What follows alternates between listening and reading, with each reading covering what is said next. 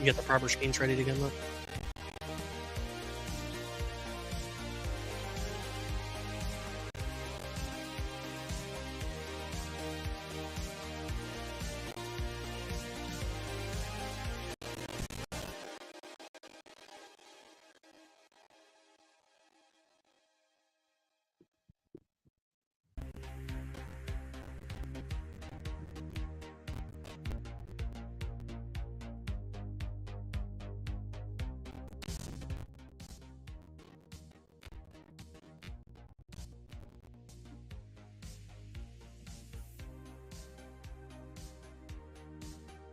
Yes.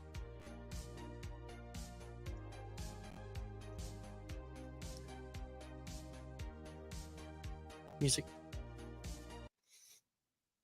Hello, everybody, and welcome to episode 27 of the Microgreen Thumbcast. I'm your host, Mike, as always, and as always, joining me is the co-host, Andy. Today, we're excited to welcome our special guest, Chris Thorough. Chris is a microgreen expert, creator of Seed Leaf, and he's now some innovation research in his microgreen research lab. Chris is working on evolutionizing how we grow and understand microgreens' influence ability to agriculture and beyond. In this episode, we'll dive deep in the world of microgreens, research discussing the importance in exploring key steps and taking a closer look at Chris's unique research he's doing. So let's get started. Chris, welcome to the show. We're thrilled to have you today. And if you are not familiar with Chris, as you should be, Chris is probably one of the OGs of business of microgreens. Give us a little bit of background about yourself, Chris. Yeah, so thanks for having me on the show. I'm pretty stoked to be talking about research and making use of this space. Let's try and make a long story short. I first got into microgreens through wheatgrass in about 1999, I believe. And then around 2006, 2007, I started growing them commercially for the first time as part of my farming operations when I was running a small-scale organic vegetable farm. And then when I moved from the farm to the city to go back to school, and I needed a way to continue farming because there was a sort of irony in leaving the farm to go do an agricultural degree. And I really saw microgreens as the only way to do that. A lot of people were doing urban farming in different yards and things like that, but the economic model didn't make sense to me. And I knew the yield and returns on microgreens were sort of had the potential. So, I started off doing it. Actually, my whole microgreens commercial career actually started off as a research project as part of my degree at the University of British Columbia. And for a few years, it was just sort of a summer thing that I did. And then that was 2009 to 2012. And then in 2013, we got some funding to build a greenhouse shipping container, which allowed us to push our production year round. And that was through then working with the Vancouver Food Peddlers Cooperative.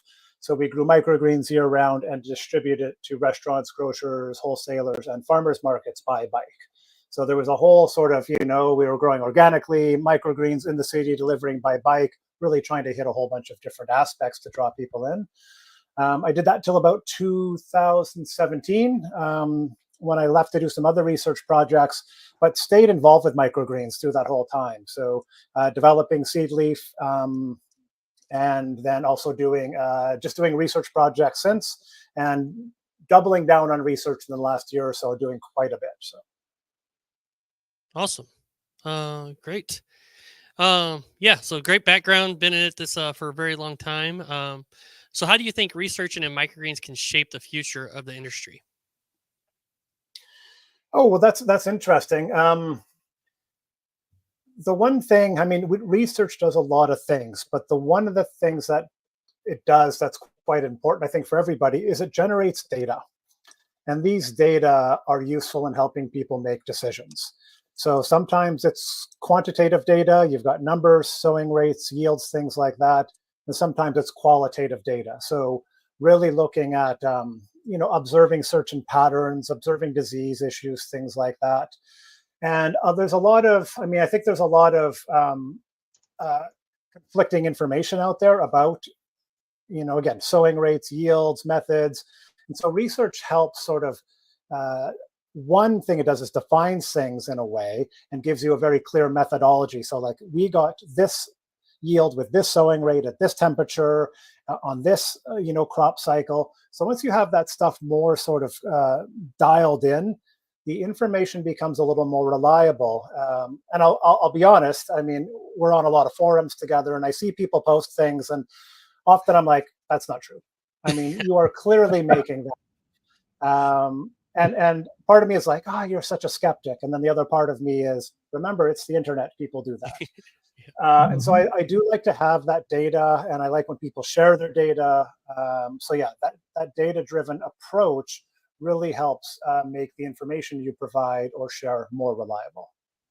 Awesome. And Chris, I was always incredibly impressed with the container setup that you guys had, considering you're growing, in Canada in the cold. What kind of research stuff did you have to do in there to make sure that you could actually successfully operate year round inside of that operation? Well, I mean, it was a if you build it, hopefully it works project.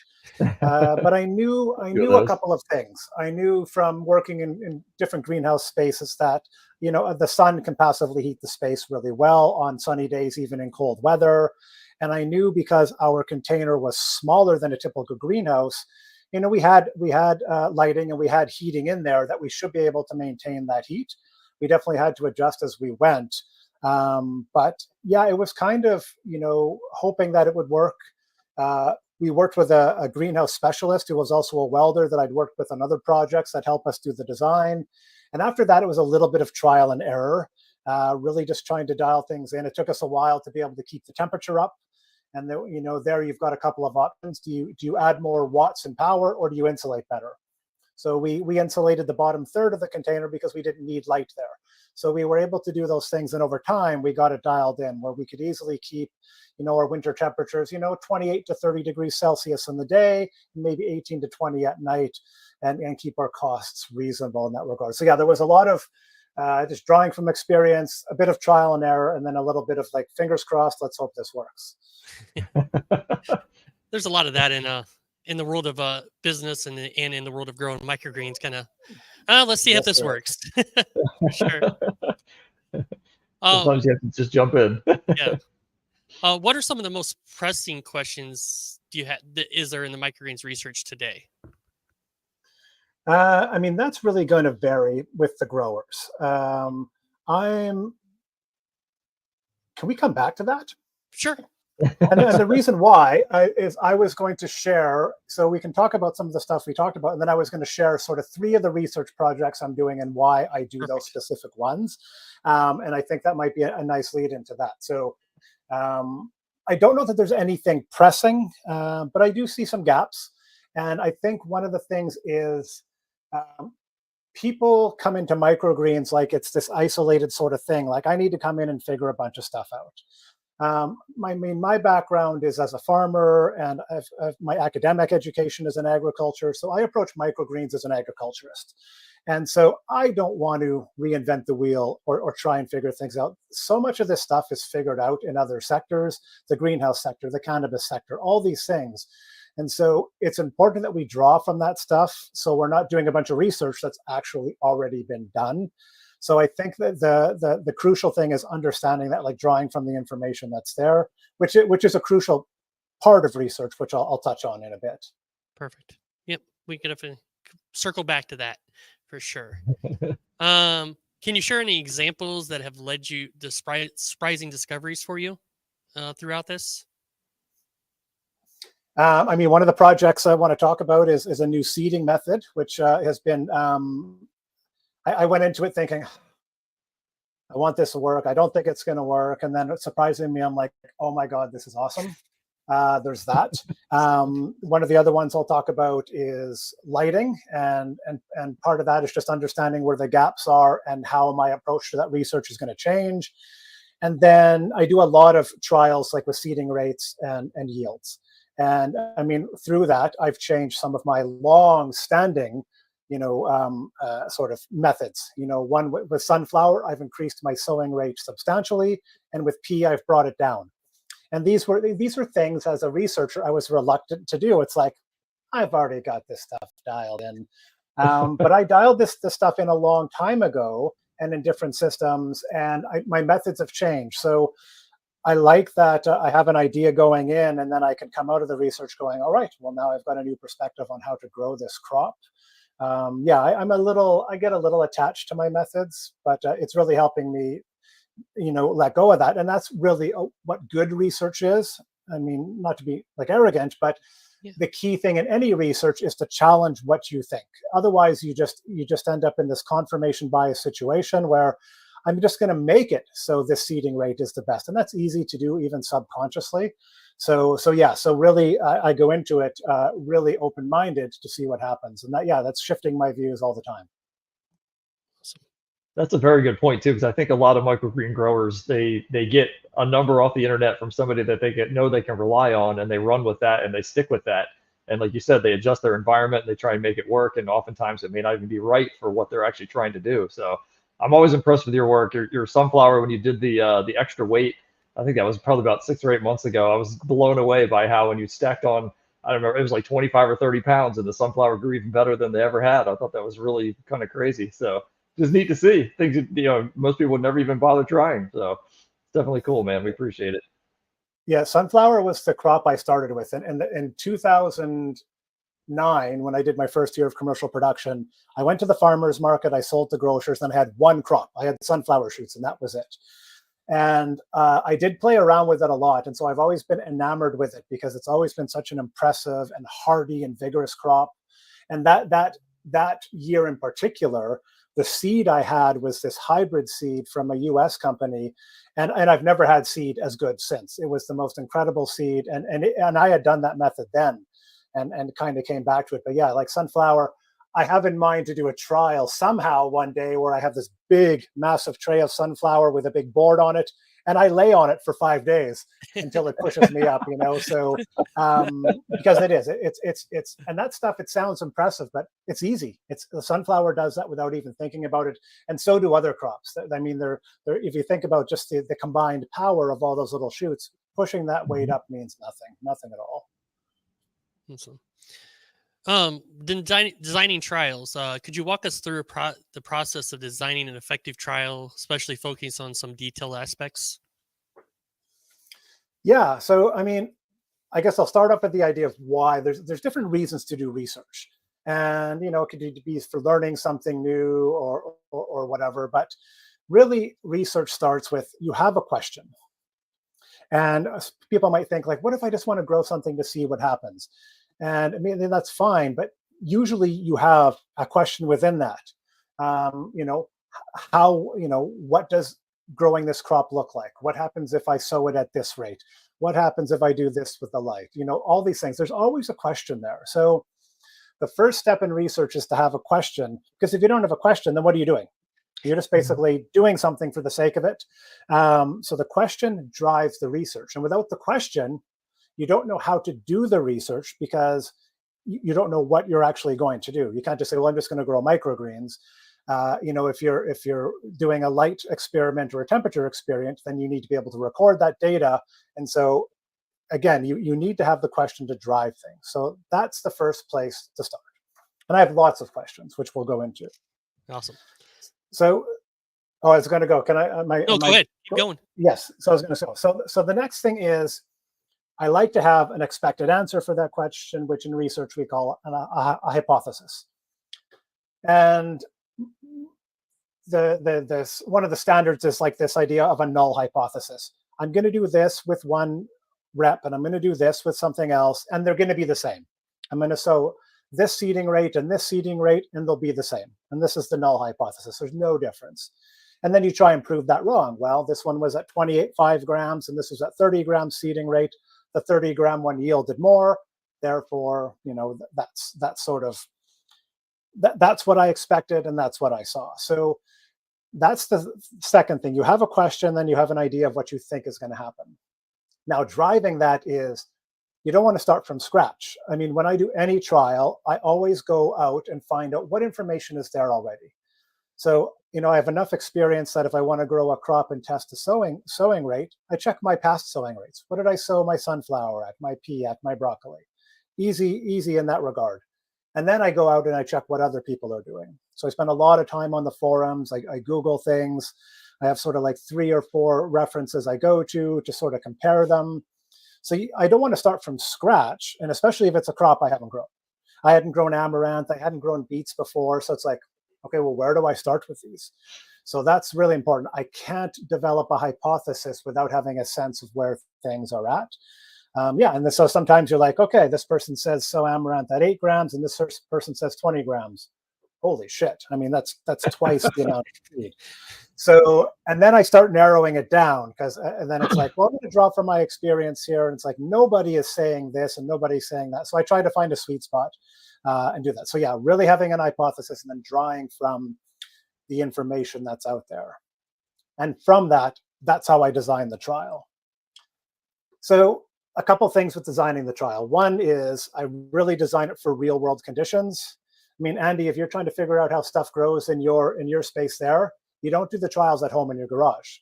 Yeah. Even if you get the conditions the same, they're not going to be quite the same. So ideally, you're doing that in your growing space. Now, that can be hard if your space is tight. It can be tough to do both.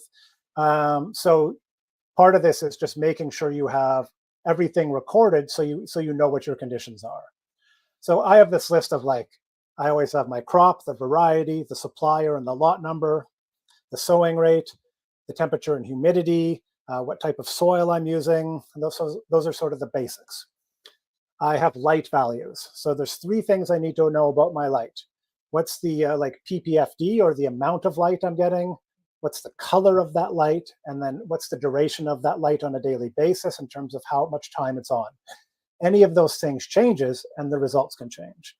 And then I need to know my crop cycle, my days in germination, my overall days to maturity, if I'm using the blackout method, how much weight I'm using, all that stuff. And then the last thing is yield. Like, what is my yield with this? Assuming that's what I need to measure. There's not many trials I do where the yield doesn't get measured, to be honest. And then just general observations and anomalies. You know, how fast things germinated, was there disease, you know, was there discoloration, was there leaf curl, things like that. Now, all that stuff is important because your research is only really good if it can be replicated.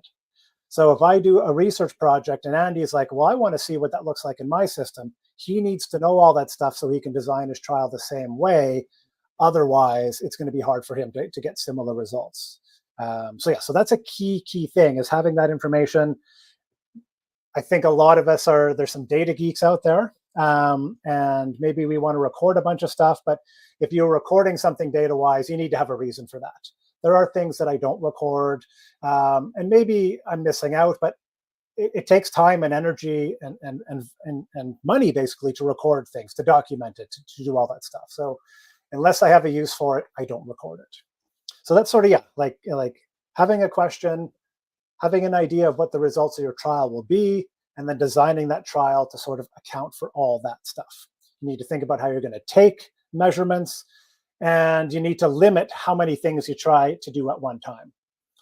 I can't figure out like what's the optimum lighting time, color, soil mix, soil depth, all at once. You do things, you know, you're looking at 1, maybe 2 things at once, because if you change too many things as you're doing different variations, you don't know what change has made the change in your results. So we need to be very careful with that. And then key out of all of this, and if you don't do this, there's almost no point in doing the research, is you need to replicate your trials.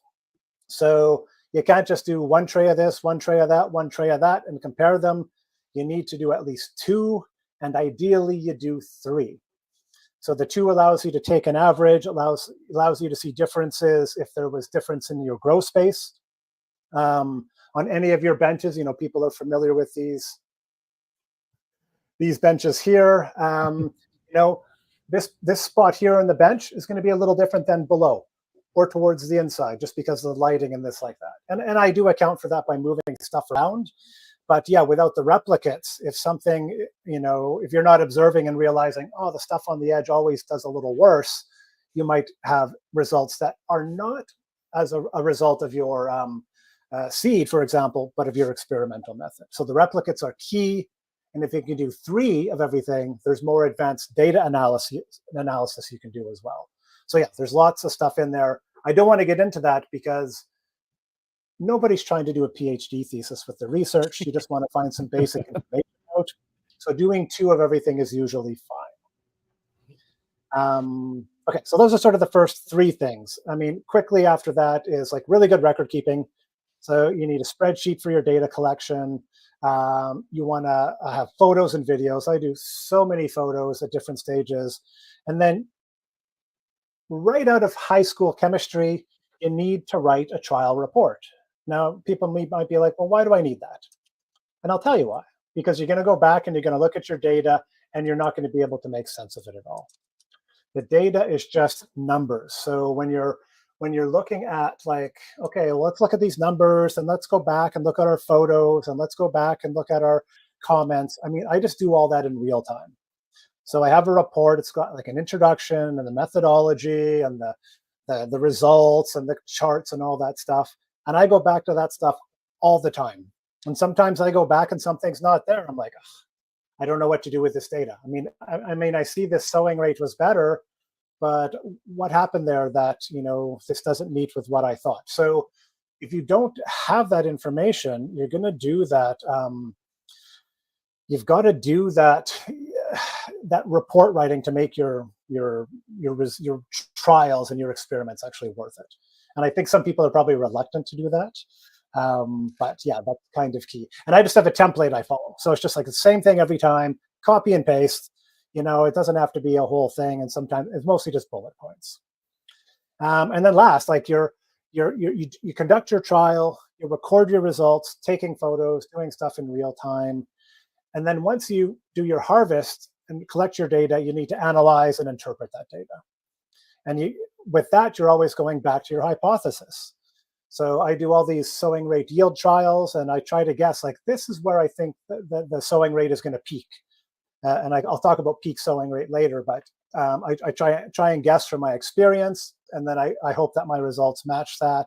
And if not, I try to look into that. And the results aren't always conclusive because the averages sometimes make things all over the place. And sometimes they're just beautiful. It's like a perfect trial. You get this beautiful curve and it does what it's supposed to do. And it's like, okay, done. I mean, that's that for that crop. That's kind of worked out. So yeah, those are kind of like the 6 major steps when I'm doing something. And then usually, I mean, it's very rare that I get everything in that first go. So the next thing after that is, in my next trial, what do I need to change? Something wasn't right. So maybe I need to be more careful about my seeding rate. The range of seeding rates wasn't right. I didn't go high enough, or I didn't go low enough. So I don't know if I've hit my peak. The watering was off. I mean, I got disease. I mean, I've done so many beet trials, and just like I uncover them from germination. I'm like, okay, that trial's done, because they're just all dead. So yeah, there's almost always a follow-up. So that's key. As opposed to, oh, those beets are all dead, my trial has failed. Well, no, it hasn't. Like, something's going on here, and I need to figure that out. So that's sort of the perspective. So yeah, there's these 6 steps I follow with every trial, no matter what it is. And some of them I have to get into a little bit more detail depending on what the research is. But other ones, like a sowing rate yield trial, I do those in my sleep now. I've got it all dialed in, and it makes it super easy. So the more you do something, the easier it's going to get, the faster it's going to get. So yeah, that's kind of an overview of what the process, looks like for me. That's awesome. So can you give us an example of some of the projects you're working on right now, research-wise? Sorry, I'll let you take a drink. This is good. We appreciate you very much, Chris. Yeah, so I'll give you 3 examples. So one is like the sowing rate yield trial. I mean, we all kind of do these, I need to know what the sowing rate is for this crop, so I try a few different ones and see what the results are. Now, I do all those in like 5x5 trays. I've got like a tall one and a short one. I mean, and that allows me to do a lot of stuff in a small space. And you just do the math to get the equivalent in a 10-20 tray, or a paper pot tray, or another tray. It's just your sowing rate by area. So that allows that to happen really quickly. And like I said, like, all this information, your temperature, your humidity, all that stuff is super important. And then the documenting it is super important. So I do a lot of those. And part of it is me getting familiar with the crop because I haven't grown it before. And part of it is like people are using these sowing rates and they're sharing these sowing rates, but either they're sharing yields that aren't enough, or they're sharing yields that are way too much for the crop cycle, they're saying. And so, yeah, I want to be able to provide that data, those data and that information with the methodology that got it there. So if you sowed this much and got this yield, well, it doesn't tell me anything if I don't know what the temperature was. You know I got results in 8 days with my broccoli that another research project got in 12 days. So there's differences there. And so I'm always looking for an ideal crop cycle, ideally the shortest one. And so, yeah, that's what I do a lot of. I mean, I've almost always got something like that going. So that's the big one. And the key thing there is finding what I call your peak sowing rate. So as a general concept, I call it the sowing rate yield curve. As your sowing rate goes up, your yield goes up. But it's going to hit a plateau, at which point the yield is going to start going down. And that's because you've got too much density, the crop starts to compete with itself, you're going to get disease issues, and yada, yada. So I want to create that curve, and for that curve, there's an equation that comes with it, and that's going to determine my sort of peak sowing rate, or a range within there. I could maybe go a little more or a little less, and that helps you account for airflow and things like that. So that kind of curve is one thing I'm basically trying to generate for a lot of crops. So that's the big one, and everybody's doing that, and everybody should continue to do that. And I'll often do that with different lots of seed, especially sunflower. Every sunflower lot of seed to me is just a new crop, and so that's a key thing. Yep, pretty much. Yes. So second one is, okay, so this is the one I was talking about earlier, and this is the first kind of like growing approach to microgreens that's had me excited in a while. And it's work I do, paid work I do for Modern Grower, who I do some research work with. And that is a seeding method using a drop seeder instead of seeding anything by hand. So this is the Modern Grower drop seeder here.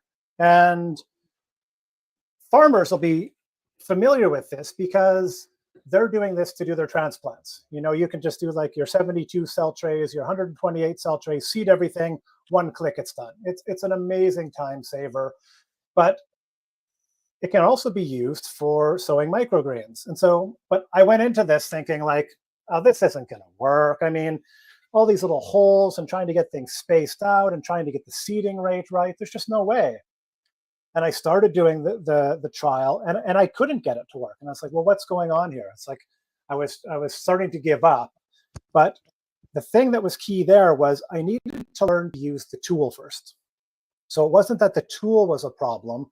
It's that the tool, I needed to fine tune how I used it. And that's the same with this, like a Jang seeder, your water nozzle, your irrigation timer, your knife. I mean, everything's a little different.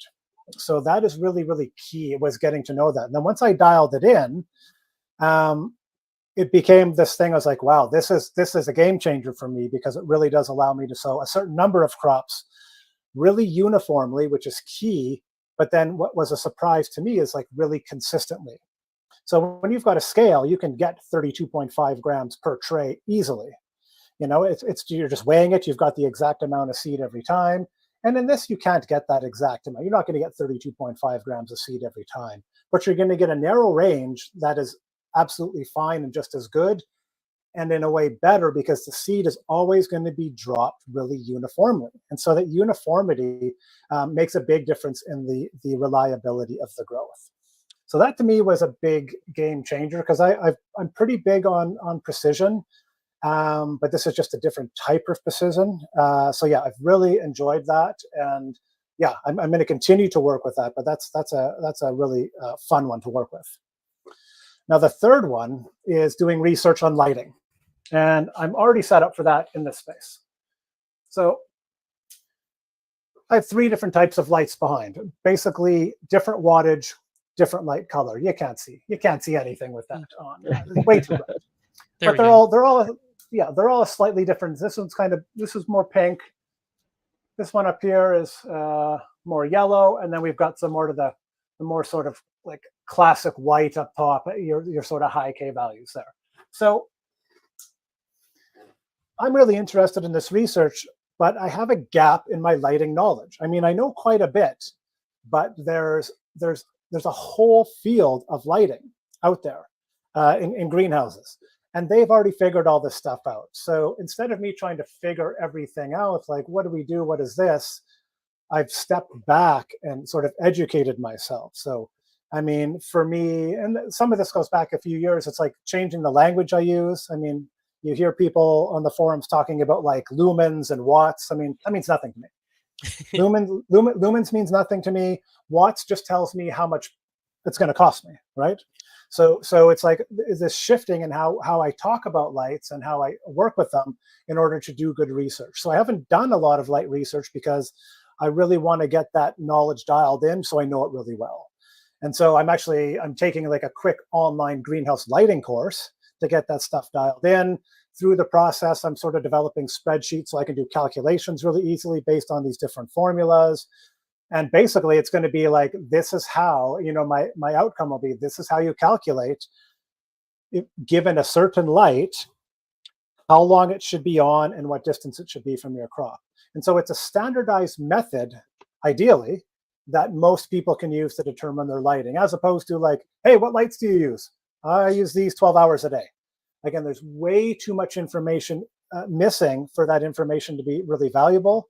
I mean, these are all LEDs, but I also have fluorescence. And so I can get all the same values from those two lights, but the fluorescents are going to give off more heat. So that's going to make a difference in crop growth. So there's all these different factors, and especially as the crop grows, your light quality changes as the crop grows.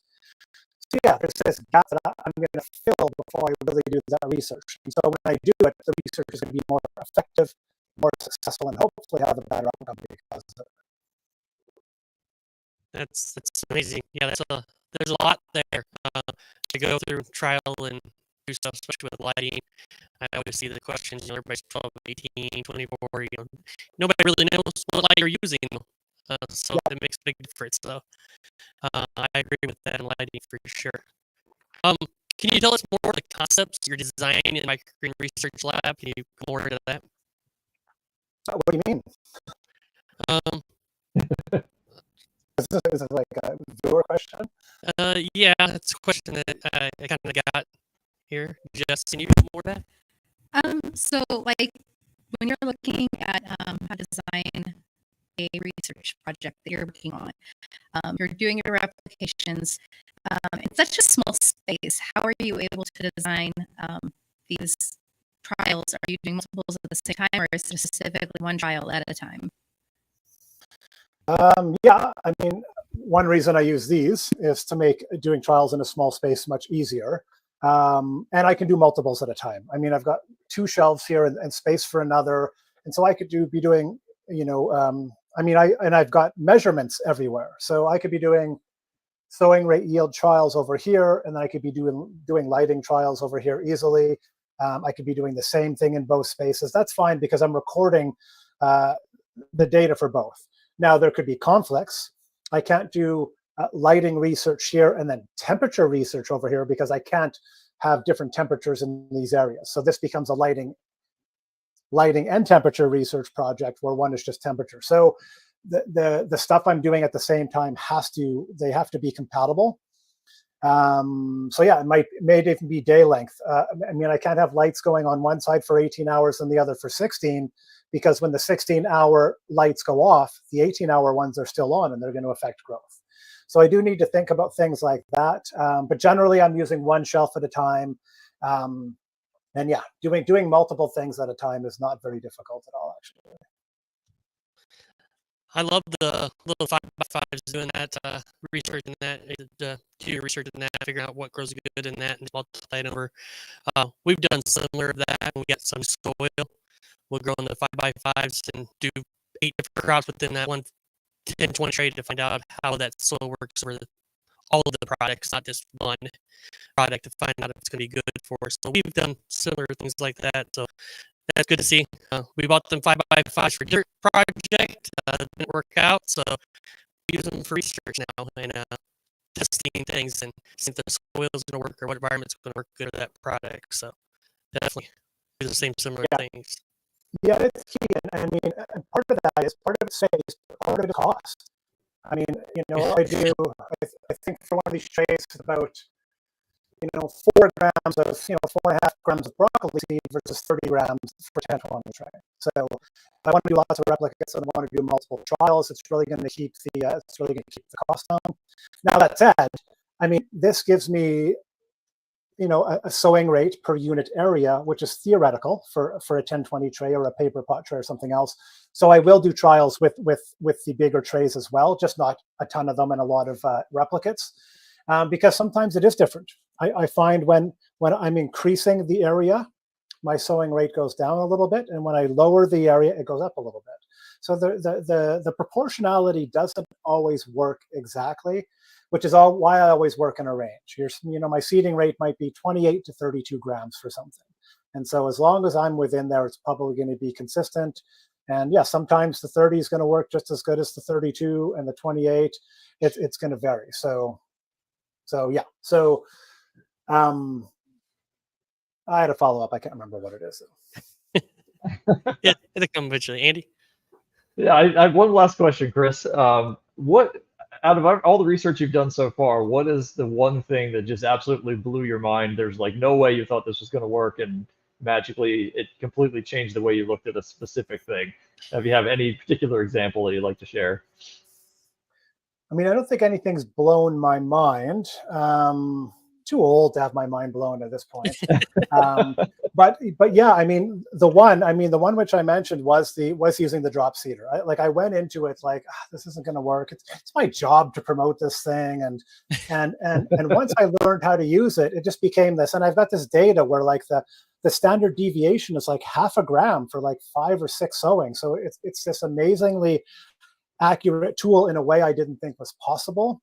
So that was a game changer. And I'm not doing commercial production right now, but if I was doing like radishes, brassicas, anything with that sort of small round seed, this would just make that so much easier. You can't do it with peas and sunflower and corn and that big seeded stuff. That still needs to be done by hand. But yeah, for all the small stuff, it's brilliant.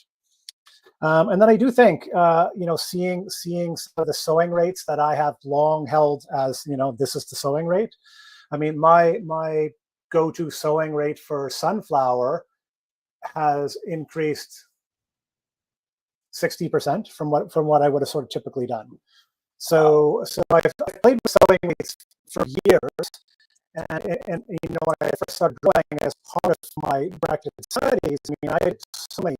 My first sunflower shoot trials in 2008, I was like measuring cotyledon length and width and the stem length and weighing. It was just like doing the average weight of 10 shoots. So much, way more detail than ever needs to be done. And so kind of going back and revisiting sort of what I thought were the optimal rates, kind of reminds me like my growing methods have changed, my skills have changed. Maybe the soil mix I'm using now is better. So yeah, it allows me to go back and sort of revisit sort of preconceived notions to have what the perfect crop is or what the possible yield is. And I think with my sunflower trials, so I think like I had the sowing rates like 100 grams and producing 1,100 grams of product. And I've produced that much before, but not in a very long time. So it really did just, really sort of change. And that changes the economics. I have the chart that I use that, okay, if I use this size clamshell and at this price, here's all the different pricing variations. And all of a sudden that the value of that crop has gone up quite a bit because now you can shift it down and for the same price, get more units out of it. Awesome. That's awesome. Yeah, convert pennies worth of seed into dollars worth of actual product in the end. That's where it's at.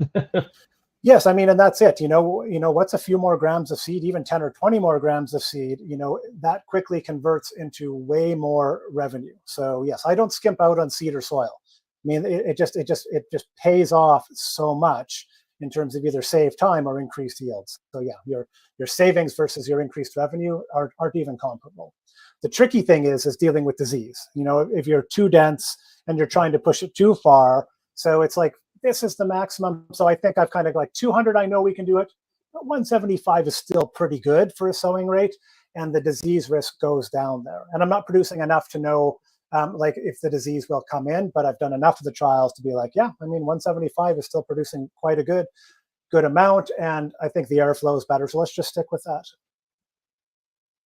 Awesome.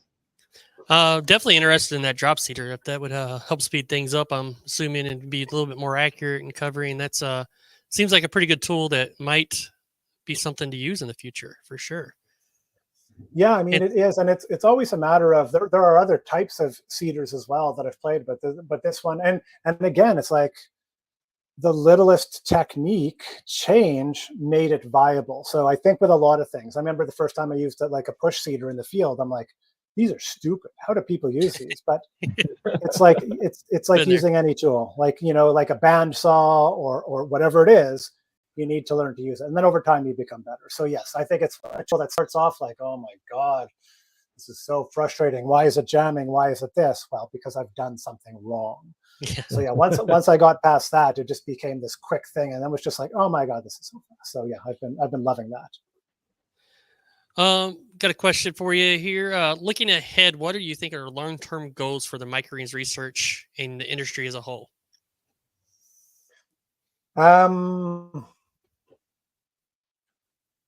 Good question. I mean, there's a couple things. One, as I mentioned, is having more consistent like sowing rates and expected yields. And again, there's no point sharing a sowing rate or a yield without the temperature data, without the days to maturity, without the methodology. No point at all.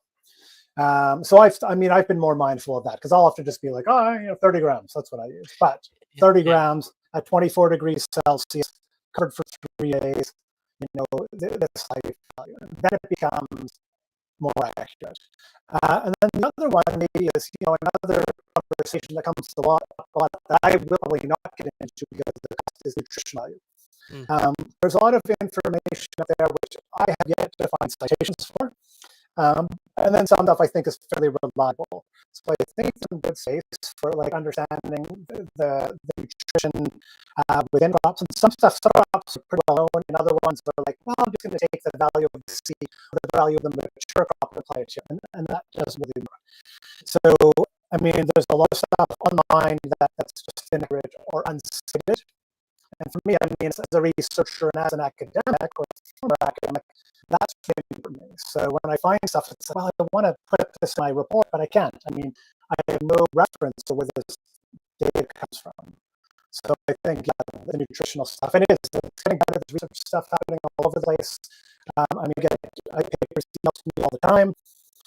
So yeah, I think that would be an interesting one to do. But yeah, it's expensive to get the testing done. So I think for the small scale grower, that's something a little out of reach. Yeah, for sure. You have to be a lot of money in flux into getting them trials done and testing and find out what your nutrition is for your crop. It could be different. Different grow, different soil, are going in different mediums, so it's going to be a wide range. It's never going to be 100% accurate, even if you take papers that are out there from other researchers. Where were they grown? What were their conditions? So it's going to be totally not equivalent to what you're doing publicly. So, yeah, exactly. Chris, is there anything else that you would like to cover or show everything? Well, I am in the seed lab here. I could show you a few of the things. I mean, I was going to talk about like some of the tools I use. And I mean, again, these are things that you're all using and little things that I kind of have. But I mean, I have quite these little things, little cups. I mean, I just have, dozens of these. So for soaking seeds, for separating my seeds, for doing trialing, I've got all these different numbers written on them for all the different seeding rates. So that allows me to sort of prepare everything ahead of time and make sure it's all laid out, just so I think really well structured. Using a timer for irrigation. I'm doing some experimenting with different irrigation methods now. So having a timer that comes on and off and gets recorded is great. Of course, I have a scale. I do have, and I don't have it here, like a PAR meter. So a PAR meter measures like photosynthetic light, the light that plants are using to grow. And that, that's the sort of device you need to start getting an idea of your lighting information. So I do like lighting maps for all my lights, like, okay, at this height and in this spot, what's the value? How much light am I getting there? So that's been really interesting. I use a little infrared thermometer. So this allows me to tell the difference between the leaf temperature and the air temperature. That allows us to calculate vapor pressure deficit, which is a much more useful measure than humidity for growth. though maybe not as useful in microgreens as it is in other crops. But yeah, when we talk about temperature and humidity levels, there's a relationship there also relative to the air temperature and the leaf temperature. So things like that are trying to refine those more. So we're using accurate information there. I do have some trials going here, and let's attempt. Yes. Somehow they do. This new camera has a nice long cord. Nice, nice. So, okay, so this is. These are the 5x5 trays, and I think I've got let's see, 6, 7, 30, about 32 different trays there. So I think 16 crops growing. So these are a combination of brassicas, radishes, actually all brassicas and radishes and some mustards. And they are, I'm basically doing these for photos. So I want to be able to contrast these different varieties in terms of so they just got uncovered today after 3 days of germination. So I want to photo document what they look at that point. So it can be like, this is what your crop could or should look like after 3 days. Then I want to be able to do close-ups of stems and leaves to get that variety differentiation, just for some more comparisons there. For watering, these guys are on a capillary mat, so that's some trialing I'm doing there. And I have 2 of these. One of them is on a timer, and one of them uses a ceramic sensor. So it just automatically waters when the sensor gets dry, and that kind of does it automatically. So playing with different methods, like watering is it's a gong show in the microgreens world, as you two know. And finding the right methodology has been really tricky. I know we do overhead, we do flood, we do all these different methods, and a lot of them do work fine. This is sort of, trying this method, and I'm really stoked about these ceramic sensors, their potential there, but the timer is probably just as accurate. So looking at methodologies there, and like I do with a lot of my projects, I mean, there's data for the capillary mat. So I do all these calculations based on how quickly the water should move and how much water a certain area can hold. So I kind of have this framework that I can use to come up with a relatively standardized method. And for this sort of thing, because of different growing rates and different crops, it's hard to totally standardize things, but you can model things to a certain point, which takes away that learning curve for people. And then you just sort of adjust on the fly. So it gets you as close, very, very close to your optimum conditions very quickly. And then you adjust from there, as opposed to like major trial and error, like no idea where to start. So I'm going to do all these different things. And part of that is, I mean, as I'm sure you two know, there's a lot of like seeding guides out there that are ridiculous. They were put together years ago so people would click on that website and find some information. But I mean, it's like clear that nobody's ever tried those rates. I mean, if they had, they would know that they're not very good. So yeah, so when I provide information, I want to have a really good basis for its validity. I mean, that just comes from doing academic work, and as a longtime grower in the community, I mean, providing just random, inaccurate information is not doing anybody a service at all. Yeah, most of them seeding charts, I would say, are out there are by seed companies, and they're in the business of selling seeds. Yeah. So just keep that in mind when how much they put in there. They want to sell you more seeds. They don't make money by not selling you seeds. So keep that in mind. And like Chris said, it's probably 10, 20 years, maybe dated information as well out there, because they're not in the business of updating and doing trials and figuring stuff out. Obviously, they're just putting something together for you so you have a baseline to start with. And all of anybody's information is going to be a baseline for you to start with. Like Chris was saying, it's just going to be a baseline for you to start with, hopefully getting you closer by Chris's research and trials here for us. Is it's getting you closer to being more accurate, so you get a much bigger head start than you would otherwise. And then you don't have as much trials, and hopefully maybe you only have to do 2 trials and you're good to go, not 3 or 4 or 5 and stuff. So we do appreciate Chris a lot for doing all the research he's doing. If you do not know Chris's channel, Chris, what's your channel that you have all this stuff going on? So on YouTube, it's I think it's Microgreens Lab or Microgreens Research Lab. That's where I post most stuff that's sort of like publicly available. I mean, some of the research I'm doing is for others, and so that's their information for the time being. And I do post stuff on our Instagram page for Seed Leaf as well. Just to sort of, share some of the stuff that's going on. I might have some other stuff out there, but I don't know what is relevant to this project and which isn't. Too many things going on. So you can find him. Just look up Chris Thorow's name. You probably will find him if you just Google him, and you'll find all the information for him, where he's at. Obviously, he's had a lot of information out there because he's been doing this for a very long time. Although he's still a very young man, but he's been doing this for a very long time. We appreciate Chris being here today. We will get in for our live audience today. We're going to get into the Q&A. If you're watching this on the replay, thank you for watching, and we will see you in the next one. All right. Jess will bring up some questions. I think they have some probably mostly relevant to Chris here, and we will go through them. Jess, are you ready? And make sure you hit that like button, guys. We really do appreciate it. Helps us get this out to more people and the replays and whatever else, and share and all that stuff. And yeah, let's get into it. John Claus asks today, what tips could you share about maxing yields on broccoli and similar varieties? Yeah, okay. So one thing that's important to understand, I mean, broccoli, cauliflower, Brussels sprouts, kohlrabi, cabbage, some of the kales, they're all Brassica oleracea. Well, they are literally the same. That was her. That was me. Sorry. Gets everybody every time. Okay.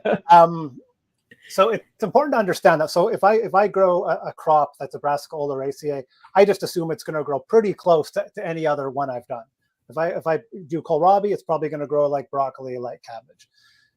Not always the case. Sometimes they're a little slower or a little faster, and that often has to do with the type of crop they are. So, I mean, in these trials here, let me give you an example. Red cabbage and okay, like this is a red cabbage and a komatsuna. And so the red cabbage is here, it's the red, and it's quite small relative to the komatsuna, which is just bursting out. Well, cabbage is generally a slower growing crop. You plant it in the late summer and it'll often overwinter. So understanding the properties of a crop as a mature crop is quite important. So to be more specific, though, I'm going to just put these back so I don't ruin my trial results. To be more specific, I see a lot of broccoli sowing rates and a lot of the Brassica sowing rates on the low side. And I think you can push those rates up. I think my current sort of go-to rate is about 30 to 32 grams, and it does vary. I find some of them do better at 32. I find collards can handle 32, and other stuff I think like the red cabbage does better at about 28. So that 28 to 32 gram range per 1020 tray I find works for a lot of the brassicas. But I think the key thing with that is also having the temperature to drive that. So when I do any of those brassicas, my goal is an 8-day crop. I don't want to grow something in 10 days that I can grow in 8 days. And in order to do that, you need heat. Heat is sort of the catalyst that drives the growth rate. So I mean, what are we in right here? So my tools are all over the place. Oh yes, so here's one of the other tools, which I did on my data logger. So I mean, I'm always recording the temperature at multiple locations within the space and outside. Right now we're at 25 degrees Celsius or 77 degrees Fahrenheit. This is a great temperature for brassicas. I mean, 24 is probably the minimum I'd want to grow that at. And if you get up into 26, 27, 28, you can get a crop in 5-6 days easily as well.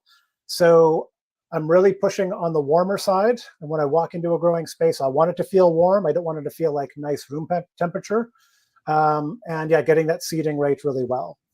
With that, as I'm sure you know, or hopefully you know already, don't overwater it going into germination, because if your soil's saturated, your disease risk is going to go up, and more so at that higher sowing rate. So you need to be very careful at those rates to make sure you don't get disease, because you will see a little bit less airflow within that.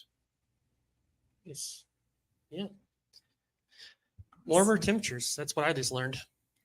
Yeah. It's going to be interesting I in the mean- winter. Oh yeah, I mean, for the food peddlers, when we did our production in the greenhouse, we would push 38 degrees Celsius during the day. Wow. And down to maybe 28 at night in the summer. Stuff grew so fast. And you'd think, well, I mean, that's way too hot. That's, crops can't handle that. They can totally handle it. Some don't like it as much. The peas don't like it as much. The radish, when it got too hot. The wheatgrass didn't. But for most stuff, I mean, that just gets it going really fast. It's the cold that's the problem. I mean, Yeah. if you get, 19, 20 degrees, I mean, it grows, but I don't want to, again, most people have limited production space. You're doing it at home, you're doing it in a leased space or something. So the quicker you can get that crop in and out, the better you can make use of that space. So yeah, that temperature range is big for the brassicas because they can grow slow. But yeah, I think you also get a nicer crop if you find the right growth rate as well. At that temperature, put that 77 Fahrenheit, 26, 28 Celsius, what are humidity targets on that? Is there a lower humidity on that, or? Well, so when we talk about humidity, we're always talking about relative humidity. As your temperature goes up, your relative humidity goes down. So I'm 26 degrees Celsius, 53% relative humidity in here right now, perfectly fine. It might get up to about 60 because of the, you've got transpiration happening. I mean, I'm in here breathing and this is a small space, so I'm probably affecting. I'm sweating a little bit because it is a little warm in here for a space. But I mean, not to get into this because I can't talk about it concisely. It's not your humidity as much as it's your vapor pressure deficit. So what the humidity is relative to the temperature, relative to the leaf surface temperature as well. So you can have higher or lower humidity rates in different conditions depending on that leaf surface temperature. But I think that 40 to 60 range, which we often talk about, is a good ballpark for meeting vapor pressure deficit conditions as well. I've never really stressed out about humidity. I live in a very humid climate. So yeah, if you're up around 80, 90% all the time, that's probably going to be problematic, especially if you're at a high temperature as well. But at higher temperatures, in some ways, you might have less disease because less pathogens can thrive at those higher temperatures. Point. Awesome. Next question, Jess? Yes. Unless Andy's got any follows up on that. No, I definitely learned quite a bit from that little statement as well. Yep. Awesome. That's what we get for just assuming everybody out there is 72, 73, and 40 to 50% humidity. So For sure. John Claus also asks, do you factor in different types of water inputs, or is that a constant in your trials? Not really. I know a lot of people ask about like pH in water, this and that. I mean, I'm on municipal water here. I have been in the past. I mean, I've grown in lots of different spaces, and water's never been a factor, at least that I could tell. Water temperature can play a factor. So, I mean, I have this place is still in progress, actually. So the water I use is actually quite cold. And so that cold water can actually slow growth if I water because you're now bringing the temperature down. But you can also use water as a way of speeding things up. So when I soak seeds, I soak all my seed in hot water. So that kind of speeds that up. So, but there might be some cases where you're on a well or your municipal water isn't as good of quality. So that might actually be a factor. But in the trials, I just need to be consistent, like watering everything the same, stuff like that. So generally, water hasn't played a role unless I forget to water, which I've done and totally ruined trials. So when I do that, I mean, I often don't even harvest them and record the data because there's no point, there's no comparison. I just like that trial failed because of research or error. My notes up until that point might be useful. But yeah, I've lost a couple of trials just because I've been too busy and couldn't get back to the watering, which is why I'm really hoping that these capillary mats work well, because I'm not here every day, like doing production and dealing with that stuff. I'm here quite a bit, but I want to know that I cannot be here for a day and water's totally taken care of. Yeah, that's awesome. Do you think a lot of that watering is because you do use soil or a mix of soil instead of like a mat or a hydroponic? Well, you need to manage your water based on what your growing medium is, and I mean, even with soil, how much soil you use. So a lot of folks like have the 1-inch tray and they only fill it half with soil. I still don't know why, because to me, the soil isn't more than a rooting medium, it's water storage. And so by having more water storage, I mean, I have more of a buffer against if I get a temperature spike, if things are growing faster than expected. And I think in the summer, like with sunflower and pea or wheatgrass, which have very massive root systems, I've even gone to 2-inch deep trays with soil just to make sure I have much more water holding capacity. But yeah, with the mats, I mean, the mats can dry out very, very quickly. Partially because they're so exposed, so there's a lot of evaporation from them, so they need to be managed much more carefully. But with more soil, you can kind of get away with a little bit of fluctuation. But I've done trials in the past, so I do it. I do the trial, I water it, I water once after germination, and that's good. It's fine. There's enough soil in there that I don't have to water again. Awesome. Music Jewel wants to know, what tools do you use to gather the data? Is it all manual, or for instance like an automated temperature app? I saw that you used the Govee thermometer, hygrometer there. Yeah, so I use that. I mean, I think you guys are using these too. I've seen them. These are pretty good, like good price. I think I get 2 for like $3 Canadian or something. I can't quite remember. And so these are, I mean, I like them because they seem to be accurate. I have 10 of them, and they're all very close to each other, so it tells me it's really accurate and consistent.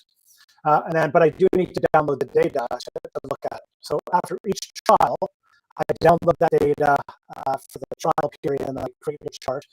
So I create a chart for a visual, my minimum temperature, my maximum temperature, my average temperature from that as well. So that just gives me a bunch of data for that crop.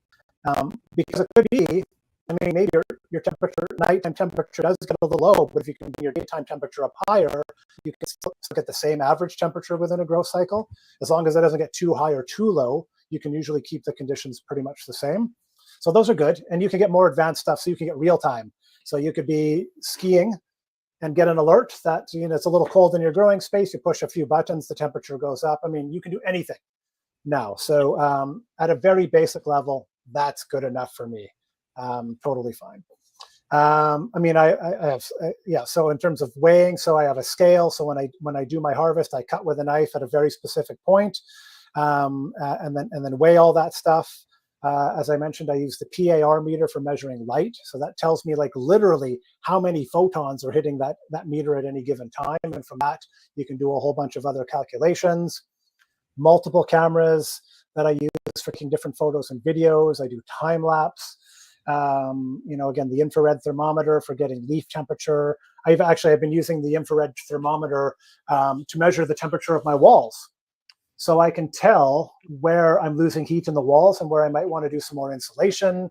That's the easiest way to maintain heat. So yeah, there's a lot of things I'm using in that regard just to have the data. I have one of them too. She has it over on her desk over there. So yeah, same thing. There. All right. Great information. Jennifer Folko wants to know, do you do this seasonally? This has been an interesting part of growing for me. I find using different mediums in different seasons and using different mediums on certain seeds makes big differences. I mean, for the trials I've been doing, I mean, I started the sort of round of trials actually a little more than a year ago, and I've been using the same soil medium the whole time with some modifications. So, I mean, soil is a whole other topic. Traditionally, I would have a custom soil. So I work with a landscape supply company here. We designed and we had them make a soil for us. So that is completely customized. Now I think I'm using Sunshine Mix number 4 as my base. And then I will add certain compost or perlite in order to change that.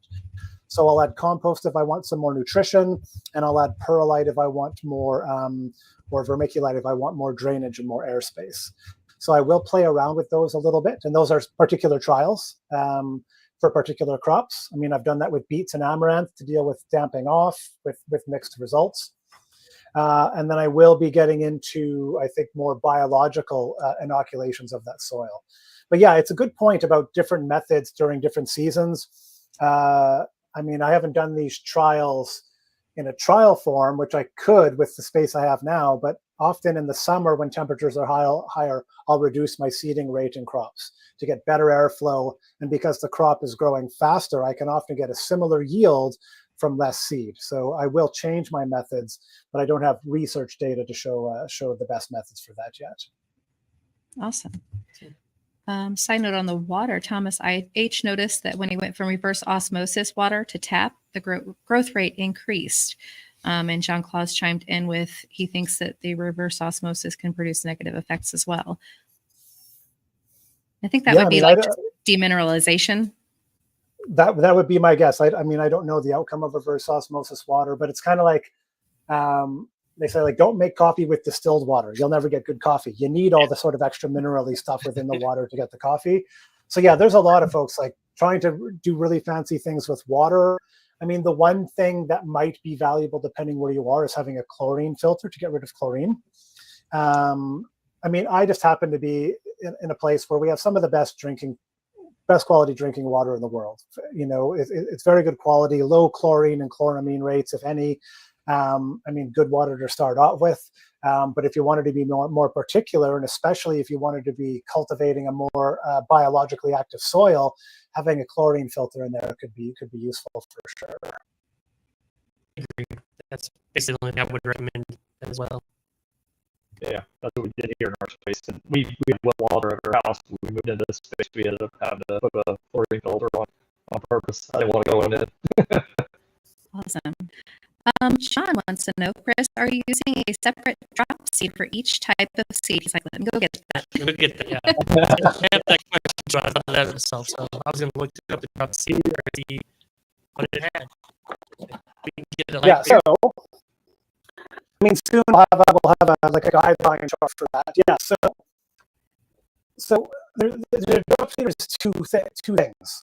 Okay? So we've got the frame here and a base plate. So that base plate stays the same and is a specific number of holes. This is for the 1020 trace. There's 240 holes, which are spaced out for 1020 tray. Now, coupled with that is a top plate. And so each top plate has a different diameter hole. So these are a 10 millimeter diameter hole. And I'm just talking metric just for fun here. So this is the 10 millimeter diameter hole. So this is going to be for like, I can do anything with a 10 millimeter hole actually. But for the 9s and the 8s, like all the brassicas, all the mustards, all the radishes use like a 9 or an 8. So so every crop is sort of going to have their ideal hole. And that's going to be either with one click or 2 clicks. And most of the time it's one click. And so you click it, you're seeded. I think with cilantro and maybe a radish, it works out better to do 2 clicks. So that's with sort of standard stuff. And these are just like 10, 9, 8, 7 millimeters.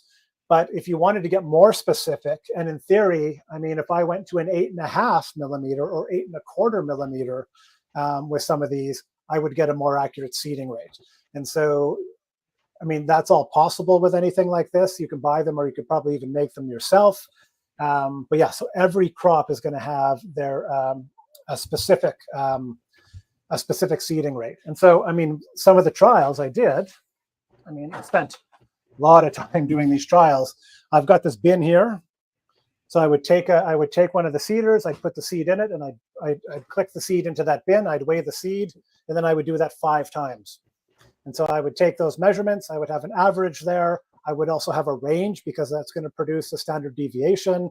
And then that gave me a sense of what plate was going to be best for that crop. Also, I mean, I've got a very detailed chart. Maybe I like the 8 millimeter for mine, but maybe you want the 7. So the reason we kind of produce a recommended plate, but also produce but if you want to know what the other plates look like, here they are. That way, if you want to sow lower because you're high humidity and have more disease issues, you could shift that. So yeah, it's great. And this was one of the things. I'm like, oh, man, changing these plates is such a hassle. No one will ever do this. Now it takes me about 7 seconds. It's like, oh, because I had the methodology wrong. So yeah, that was a big game changer for me. It's like, oh yeah, now I can get this in and out of there. I was getting seed jammed in there in little places before. I'm like, yeah, I mean, it was user error. I hate to say it on a live recording, but that's how it is. But now, again, it's like anything. So now it's just like I pop that in, I see my trays, I'm done. It's amazing. So definitely well worth exploring that. I think you need to be. I mean, if you're doing like lots of big seeded crops and you're not doing like brassicas, mustards, rashers, things like that, it may not be worth it. But if you're doing a lot of the brassicas, like a lot of you are, that's where this starts to make sense. Where you're doing the same type of crop over and over and over again. This does a couple of things. One, as I mentioned, the distribution perfect. So you get perfect distribution every time. And I mean, I'm pretty good at hand seeding, so my distribution's pretty good. But in my trials here, I've got clumps there where I have Z's in them, and where I've got some when you sow too densely, the germinating seeds push other seeds up, so they don't germinate properly. So that's almost eliminated with this. And then, as I mentioned before, the accuracy is pretty good. So you're only off by maybe half a gram, and that isn't enough to make too big of a difference. So I was going to make a point about that. I'm eliminating a whole step when I use this. And I'm eliminating the step of measuring my seed. I mean, you can think about how long it takes you to sow a crop, but in a lot of cases, you had to weigh that seed first and put it into another container. So eliminate that whole step, and so this becomes a big time saving. And makes it, I mean, it actually can be a really good two-person job by moving trays around and whatnot together. But for one person, it makes it quite quick. So yeah, you eliminate that by just basically dump, a certain amount of seed in the tray and just sort of keep it going as you go. So yeah, it basically eliminates the whole measuring step with the sowing. That would be great. We plant a lot of brassicas, a lot of broccoli. Yeah, that time of weighing the seeds does take time to do. So it eats up some time. So yeah, definitely. Yeah, and I'll be honest. So when I produced commercially, I would weigh my seed once when I got it and had my sowing rate determined, and then I would do everything by measure. So I would just scoop it and sow, scoop it and sow. And for every crop, we had a specific scoop that was just the perfect size for the crop. So I probably had a little bit of variability in sowing rate, but not very much. And generally, it was pretty consistent. So yeah, I mean, I've never used that method because I just want to be able to get through things quickly and have them accurate enough. But I know it's also nice to have that precision and consistency. It makes your stock more accurate, and it makes things more consistent within your actual seeding rate on the trays. So. Yep, for sure. Awesome. Detroit Mike asks, can there be such a thing as too much airflow? Oh, totally. I mean, I'm sure both Andy and Mike have experienced that. I've got a fan here. If I have it just blowing right on the crops on the edge are going to dry out faster. They're going to wilt. Yeah. It happens all the time. So it's a matter of just fan positioning. And the smaller crops, like more effective crops like arugula, we have that furthest away from the fan as possible because the edges will dry out real fast on arugula if it gets too much airflow. Yeah. So you definitely can. Awesome. Let's see. Oh, that's a funny one. Detroit Mike says, great info, and we have never heard Andy so quiet. Sorry, guys. That's funny. I'm letting the man speak. I mean, and I do, in fairness, I do talk a lot. I do too. I'm usually taking your position that you have tonight, Chris. So, but your information is phenomenal. So please don't stop. That's why I'm staying out of it and letting you do your thing, man. It's awesome info. For sure.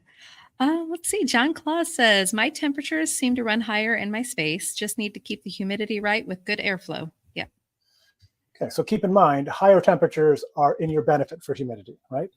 As air temperature increases, its ability to hold moisture increases as well. So when we talk about humidity, it's always relative humidity. What's the humidity relative to the temperature? So when I do, can I pull one up here? I will pull one up as I'm talking here.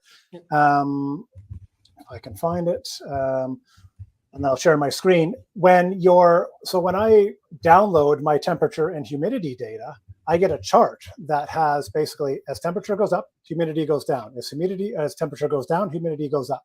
So I can tell when it's nighttime and when it's daytime just by looking at the chart. So, and it changes also after. It's different when it's covered and uncovered as well. So that's not a bad one there. Try and find a good one here. I've so many of these charts kind of all over the place. Okay, so let's attempt screen share here. Is that Go to share present. screen? Okay, let me move this up to my other monitor here. I'm just going to make this a little bigger. Easier. Okay, so where did you go? And we will be trying to get to all the questions tonight, guys, but we definitely will get all members' questions first and foremost. I'm going to add that to Are we the seeing that? stage. We'll make it bigger there. I will make it bigger. I'm going to move. Oh, Mike, Chris. we lost Chris for a second. Take me off the screen. Put Chris on there. I mean, I don't mind being in the background for a bit. Let's take it all down so we can. There we go. You get almost out of it. Yeah, so when I look at this, my temperature is in blue. My relative humidity is in red. So you can see temperature's up here, humidity's down. Temperature's up, humidity's down. So, I mean, this kind of proves the relationship. So, I mean, this is, it's kind of all over the place because different things affect humidity more than temperature. Again, humidity will spike after a watering and come back down again, for example. So those things are variable where humidity and temperature, like here, this here was probably like an uncovering event. I probably uncovered in the day when it was warm and then watered. So humidity went up with temperature, but then eventually the humidity went down. So there's all these different things that can happen. So yeah, potentially the easiest way. So we can, probably enough of that. An easy way to bring down your relative humidity is to bump up the temperature. I mean, very easy in that regard. Now, that may not be enough depending where you are. I mean, I see a lot of, Texas growers in the forum, and they struggle with dealing with heat and humidity. I've worked with some growers in Israel and the same sort of thing. So if you can't do it by controlling temperature and you are seeing disease issues, and again, if your humidity is high but everything's growing fine, don't worry about it unless it's really uncomfortable to be in that space. But if you are seeing problems that you think are relative humidity, then you need to start actively pulling the humidity out of the air, and you do that with a dehumidifier. So there's lots of stuff. What you use there is just going to depend on the size of your space and your budget. There's sort of small scale units. I mean, I've got an air conditioner with a dehumidifier for this space, which is totally fine, which I don't even use in the winter. Seems to work fine. And others here are using big commercial units. So I know Andy and Mike, you guys have both posted about the dehumidifiers you've used. There's lots of stuff out there. Yeah. They can be a little pricey to run. They do use a lot of power, but they're very effective as well. So I always do a combination of those things. Maybe running the dehumidifier a certain amount of time, but if humidity is high, trying to bump up the temperature to bring it down to a reasonable level. Awesome. Hoffman's Choice says, unfortunately, my Arroyo sensors don't enjoy how little grow medium we get to grow in. It seems like aeroponics or monitored hydroponics is the only way to crop steer micros. Yeah, so I'm not familiar with the Arroyo sensors, but I assume you put that in the soil, like you do with a lot of sensors. So yeah, I think if you have minimal soil depth, the sensor can be less effective for sure. And typically you have more soil with these types of sensors. This ceramic sensor I'm using actually sits on the capillary mat. So it's assuming that the capillary mat is drying out because the moisture is going up into the soil. So it's kind of like a proxy indicator. I haven't dialed that in perfectly yet. This version is going pretty good so far, but the last trial I did, I came in and there was water all over the place. So in some spaces, maybe that mat overflowing is fine. It's not fine for me. I don't want water overflowing here, so I want to have it dialed in pretty good. So far, so good. But yeah, I think that soil depth is potentially an issue. Maybe how you put it in there, but yeah, I don't know the solution to that other than maybe deeper grow medium. But yeah, working with this ceramic sensor has been pretty interesting so far, but I don't have a methodology dialed in yet. Definitely something to follow up on for sure. Let's see. Thomas did ask, hey Mike, going to ask again this week, where can we see the lettuce and how is it being grown? The lettuce videos will be coming soon. We just did our first harvest off the lettuce and really good results. Working on getting the yields up and all that stuff still too, and dialing all that stuff in as trials are being had as we're going through. And since we're not selling it anywhere besides farmers markets, we got some time. But we did. We took 26 containers to the winter farmers market this week, and we sold out halfway through the market. People really liked having the lettuce in the winter fresh. So definitely a good product to add on. But we will have more of that coming out soon. Perfect. All right. Mario says, I love experimenting, but with the sub 3 racks all taken for production and growth of a small company in the EU, how much time/space would you recommend on experimentation with one micro space? Continued, currently reserving 2 slots. Okay. I'm not going to make any recommendations. I'm going to give you some considerations. So the first one is, what is the research you want to do and why? So going back to that first thing that I talked about, what is the question you want to answer? So if you're trying to dial stuff in, maybe it's sowing rates or lighting, then yes, it's worth it. But make sure you have a question to answer. Don't just do it because.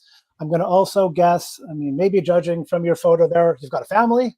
So, I mean, often research and experimentation comes down to time availability.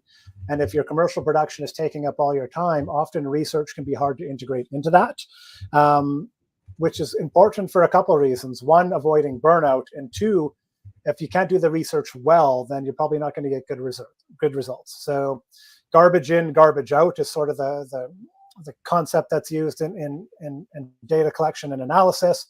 So if you're not doing good research and collecting good information, then it might just not be worth it. One shelf might be enough. So if you just got a 4-foot shelf and you're using these 5x5 trays, like I said, I've got 16 crops growing here in replicates on one shelf. So that's easy. And I could do that. I mean, if I'm germinating in one spot and putting it on the shelf in another, I could be doing, every 4 or 5 days starting a new trial. So one shelf is more than you need. So that's key. And so, if you need to dial things in, improving production and quality, first you need to start off with a hypothesis. Okay.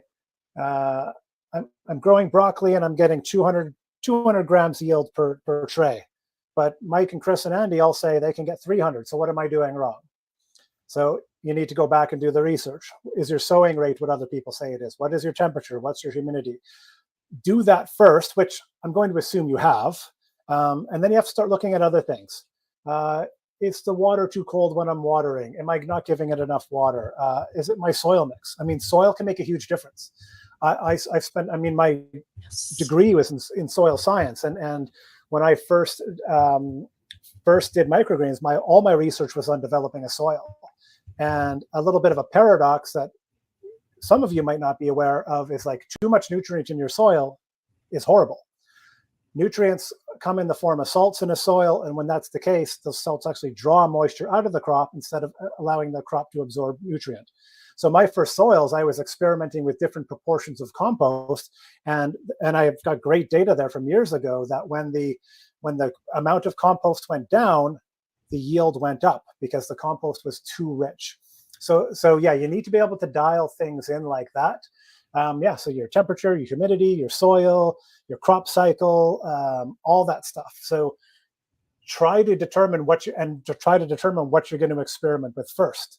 Don't change the temperature and your lighting and your soil and get a better result if only one of those things maybe is doing it. See, this can be a little frustrating, but you can also do replicates. I mean, let's just say you're working with broccoli. You do some broccoli in one soil, some broccoli in another soil. Some broccoli at one seeding rate, some broccoli at another. As long as the lighting and the temperature conditions can remain the same, then those can be good replicate trials. But if you need to have different temperatures or different lighting regimes, then you're going to need to do those one after the other. Awesome. I can attest to the soil being different. We had our soil delivery didn't make it in, so we had to do our backup soil. And we knew that we had to grow 20% more crops because we were going to get 20 to 30% less yield on that soil. But it's a backup one since we used the other one. So it makes a difference. So soil can make a huge difference in your yields for sure. Yeah. And a great example of because you did that maybe formal or informal experimentation or observation and record keeping, you were prepared for that, right? And that is key. I mean, that's where your experience comes in really, really handy. Yep, for sure. Though you might have learned the hard way, right?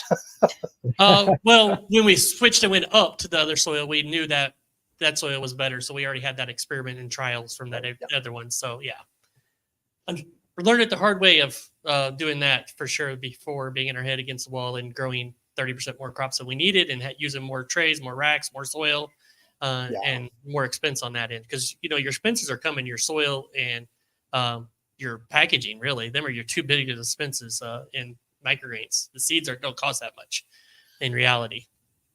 Yeah, well, we used to bring in soil in like 30 yards at a time, and these big things, it was $5,000 or $6,000 every time we spent on that soil. So yeah, we wanted to use it well.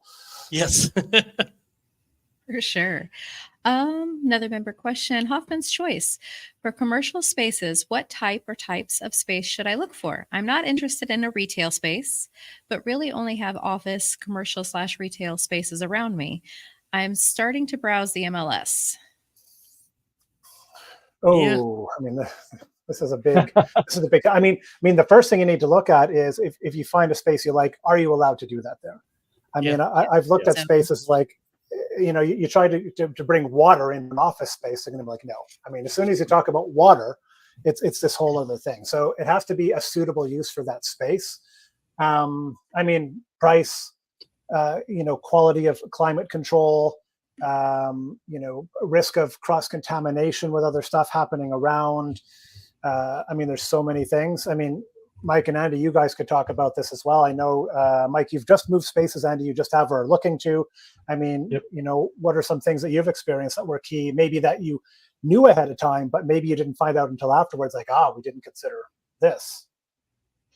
Yeah, electrical needs is definitely a big thing. Floor drains, preferably, if there's at least some installed already, is going to save you a ton of money, especially if you're going into like a cross warehouse type of space, which is probably going to be cheaper if you can find a place that actually has heating and air conditioning already installed that works. Because a lot of warehouses, at least where I am, you know, they have minimal insulation, if any, and all they have is one giant heating unit that hangs, you know, it's you know, trying to heat 5,000, 6,000, whatever square footage. It's not effective, you know. So in the winter, it's going to be maybe 50 degrees, and in the summer, it's going to be 110 because you're inside of a giant easy bake oven. So, you know, HVAC is a big thing because obviously you have to be able to maintain consistent temperatures. You know, and that's definitely the one thing that we ran into trying to find space to get out of here. This is retail space, which is great. HVAC is fantastic. You got tons of electric. There was already floor drains here. The challenge, though, is that the cost per square foot is significantly higher, you know, than if you get into warehouse space. For example, after we get out of here, the place that we're trying to move into now, this is 2,000 square feet. The one that we're moving into is 4,000 square feet, so double the space, but we're only going to pay an extra $400 a month because it's a different type of environment. It's not strictly retail. It's kind of like a in-between warehouse and retail. So they don't require us to have retail in the area, which is really nice, but it's, you know, it's also got really good HVAC. It's got a ton of electric.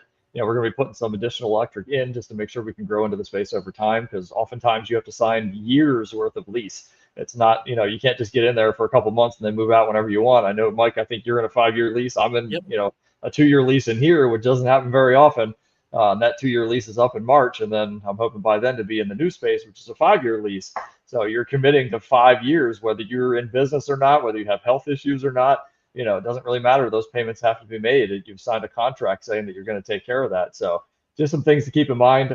You know, you've also got 2 electrical bills, 2 internet bills. You know, everything that you have at your house already is going to be doubled. Not to mention the equipment you might have to buy. I mean, we had to buy this, you know, super nice triple sink. We had to have all this plumbing installed, and, you know, all the different things that come along with that. So be prepared financially for what you may have to buy.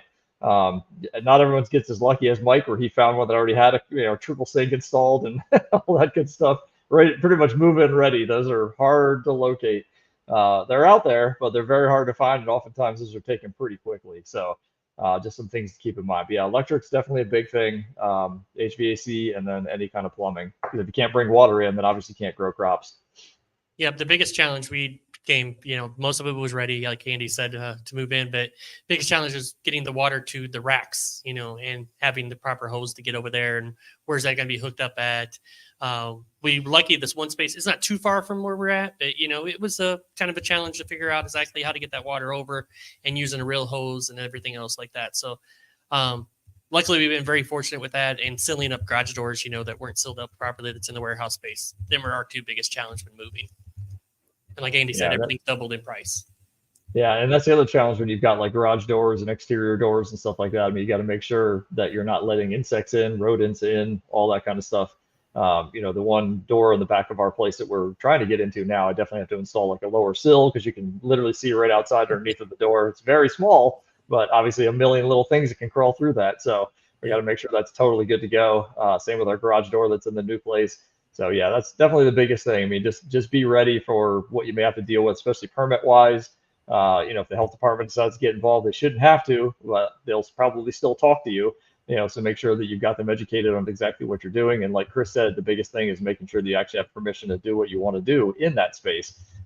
Moving into here, they didn't give us a problem. Moving into the new space, the owners didn't care, but the county itself actually had to approve what we wanted to do. And we didn't know that until we had already signed the lease. They were like, oh, well, now we're going to see if you can do what you want to do. I'm like, oh, cool. I wish I'd known that beforehand. But, so just get your ducks in a row. Don't rush through the process. Because if you rush through it, you can definitely, get kicked in the teeth, unfortunately, with some of the stuff that they have out there. Because they don't care. They're trying to get you to sign their lease. They don't care if you can do what you want to do in there or not. They just want to commit you to paying them. So just be really well educated in what you're doing. Find yourself a good commercial real estate guy that knows his stuff or her stuff and can walk you through the process. And is going to be on your side and pushing for you. Agree. All right, guys, we are just about out of time. Wanted to give anybody some chances to do their hashtag Thumbcast. I only have 17 entries tonight, guys. We've got 23 or so likes. We've got 30 something plus watching right now. So definitely get hashtag Thumbcast in there. Got a chance to win some really awesome things like consult time with Andy, with Mike, some trials for some free farm flow memberships. I think we're doing some Microgreens business coaching for free, all sorts of fun stuff on that wheel. Definitely get your entries in today with hashtag Thumbcast. And we'll go ahead and take one more question while we're waiting for you guys to get that in, if you are. And then so just pick out the good question. All right, let me see what I got here. Put you on the spot or anything. Right. Thomas. Haven't seen Thomas for a little bit. So what factors contribute to seeds sprouting on the surface of the soil and never burying their radicle down into the soil, floating on top of the surface, inevitably drying them up and dying off? Yeah, so there's three things I always take into consideration here. One is that your soil has sufficient moisture in it. I mean, technically, the amount of moisture you want in your soil is called field capacity.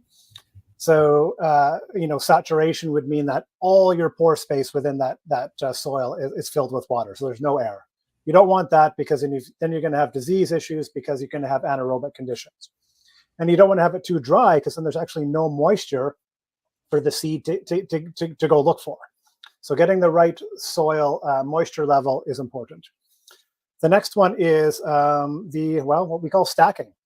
Having some pressure on the seed, it does lots of things, but one of the things it does is make sure you have really good contact between the seed and the soil, and that's going to ensure you have very good germination. I'm going to show you a little something here. So this is a crop I'm growing for the first time, Spigarello. It's another brassica, and this one is barely germinated. And because, and it's got some mold issues on it, so I had it in a tray with some other brassicas that grew faster. So those other brassicas pushed the cover up. And so this one wasn't actually in contact very long. And so the germination was lower. And I've seen that so many times. We used to do our sunflower in stacks of 3 with a 14-pound weight on top. And every once in a while, we would forget to put the brick on top. And that top tray always germinated more poorly than the other ones because it didn't have good contact between the seed and the soil. So the optimum moisture level, there's the pressure to get good contact between the seed and the soil. And then the third is your sowing rate.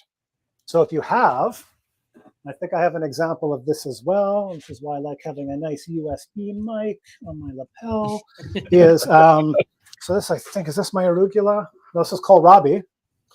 So let's see if we can see this here. In here, you see what kind of looks like mold, even though that is root hairs. And so what's happening there is my seed density is too high. So seed is germinating and pushing up, and it's lifting some seeds with it. So some seeds are germinating and others aren't because they're getting lifted up and away from the soil. So that becomes problematic when you have too high of a seeding rate because it gets pushed up. It doesn't get moisture, so it maybe germinates a bit, but it doesn't have enough water to be vigorous. Then it starts to die off, and then if there's some disease in there as it starts to decompose, that can start to spread. So if you're seeding at too high of a rate, as certain seeds germinate, they push other ones up and they can't germinate, and then they end up, even if they don't end up getting diseased or something, it's sort of like this dry, sort of undesirable bit you need to make sure you get out of the way when you go to do your harvest, because that's not something you want getting into your product at the end. So yeah, those are 3 key things for making sure you've got that good germination for sure. Awesome. Great knowledge there. All right, I think we're going to queue up the giveaway. And again, want to thank Chris for joining us today. I learned a lot of things today. I'm sure everybody else learned a lot more. Some things I already knew, but some things I really, really learned today from Chris. And we do appreciate him being on here today. So are you ready to queue up the giveaway, Jess? I am. Let me pull up the giveaway tool. And it looks like we've got 20 entries. All right. Let's see. Pull you guys over. A lot of great things on there. And Andy, who's going to win today? Oh, you know what? Let's see. Oh, that's weird. Sorry, working on it. Oh, that is really scary. The narrow. Okay, we'll do this. All right. What do we think, Andy? I'm going to pick Maria Largent. Maria. All right. Maria Largent's my guess for tonight. Maria Largent. All right. All right. Are you ready? Let's spin. Whoever does win, let us know how many times you want us to spin the wheel, 1 to 30, and then we'll do that. So if you're ready to make sure you put that in right away for us, we appreciate it. Music, Joel. Andy, Music, your Joel. percentage is going Man. down. Stats are going down. It's probably because I said her name wrong. It's Marla. I saw it go by. It looked like Maria in the chat, but then I saw it come on the screen. I was like, oh, whoops. Sorry, Marla. All right, Music, Joel. How many times do you want Jess to click the wheel? 1 through 30. If you can give us that, we'd appreciate it. Chris, you got anything you want to leave the people with? I mean, I want to encourage you to be doing the research yourself. But yeah, don't skimp out on the methodology. Make sure you're doing good record keeping, good documentation, and the research ahead of time. I mean, find out what's out there already so you're going in well informed, and that's going to make sure you get more out of the research you do. And you're going to get more relevant results. So those are the key things, really. Awesome. Andy, you got anything? No, I want to say thanks to Chris. Obviously, I mean, you're an absolute wealth of knowledge. I mean, you and I have spoken the past couple times, which is always great. So what you bring to the community is just amazing. I mean, there's so much awesome content that he has out on his YouTube page and pages, and follow the seed leaf process through Facebook. That's how I've watched a lot of the experiments go through. Really, really cool stuff, man. So we appreciate you doing the work that a lot of us don't ever bother with to that level anyway. Yeah, to that level for sure. I do like to fill a gap. I do like to do that. We appreciate it very much. All right. We haven't got a response yet. So if we don't get a response, we go with 7. How many times you're going to spin? So Jess will bring the wheel up and we will click that thing 7 times to see what you win. All right. Let me pull that up for you. Go. Can you see it? Yep. All right. 7 clicks. 1, 2. Good luck. And already you won. So it looks like it's going to be the crop sheet. Congratulations on winning that. You can just email me, Mike at Microgreen Business Coaching. And Jess will put that in the chat. Again, we thank everybody for watching today and joining us on a special episode with Chris here. Good wealth of knowledge here. And we appreciate it. And we will see you guys in the next one. Thank you very much. Thanks, guys. Have a great week.